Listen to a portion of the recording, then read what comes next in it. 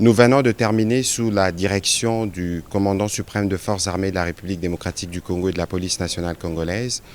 une réunion du Conseil supérieur de la défense élargie où nous avons essentiellement passé en revue la situation opérationnelle dans toute la République démocratique du Congo, mais spécifiquement dans l'Est de la République démocratique du Congo. Cette réunion du Conseil supérieur de la défense était la première avec le nouveau chef d'état-major général qui a eu à la suite du vice-premier ministre, ministre de la Défense, donné les grands axes de sa vision sur ce qui concerne notamment la montée en puissance de forces armées de la République démocratique du Congo, mais la réponse militaire que nous apportons face à la guerre d'agression qui nous est menée par les Rwandais et ses supplétifs terroristes du M23. Comme vous l'avez suivi à travers les médias ce matin, dans le rapport qui a été fait par le chef d'état-major général, nos troupes ont repris l'initiative et nous ne voulons pas aller dans des annonces, mais vous allez voir que dans le jour qui vient, la montée en puissance de forces armées de la République démocratique du Congo va se poursuivre et les pans du territoire qui sont occupés par les forces d'agression seront récupérés. Nous aurons régulièrement l'occasion de vous faire le point de ces progrès. Au-delà de la question opérationnelle qui a été abordée dans toute sa dimension, nous avons aussi abordé les aspects diplomatiques de ces questions où vous avez noté avec nous l'isolation de plus en plus constatée du Rwanda qui montre que ce n'est pas le pays qui veut la paix dans l'Est de la République démocratique du Congo. Et de ce point de vue, la ministre d'État, ministre des Affaires étrangères, a reçu des orientations précises sur ce qui doit être fait à ces niveaux. Dans le même esprit, les aspects judiciaires doivent se poursuivre parce que nous notons,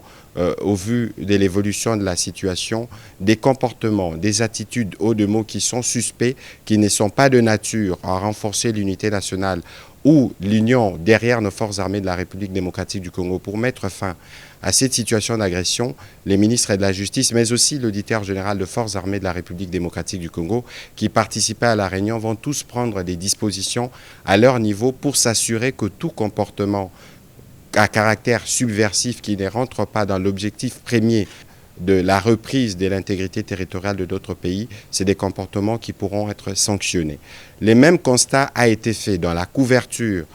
médiatique des événements dans l'Est de la République démocratique du Congo, comme nous avons eu à le relever à travers les mises en garde qui ont été faites. Nous voulons vous dire que des mesures seront prises dans les jours à venir contre tous les médias qui travailleraient dans le sens d'accompagner l'œuvre terroriste qui s'est faite en République démocratique du Congo. Pour l'impératif de la paix, il y a des mesures qui devront être prises absolument pour qu'on s'assure que tous les efforts nationaux qui sont faits pour restaurer la paix dans l'Est de la République démocratique du Congo puissent l'être. Nous avons évidemment eu l'occasion de passer en revue aussi d'autres questions d'importance capitale qui sont traitées au niveau de nos différents services pour nous rassurer que toutes les mesures sont prises pour que la paix soit restaurée, que la sécurité règne partout en République démocratique du Congo. Nous allons terminer évidemment par rappeler la mobilisation que le président de la République ne cesse de demander à tous les Congolais autour de forces armées de la République démocratique du Congo dont il a à nouveau loué la bravoure et les sacrifices.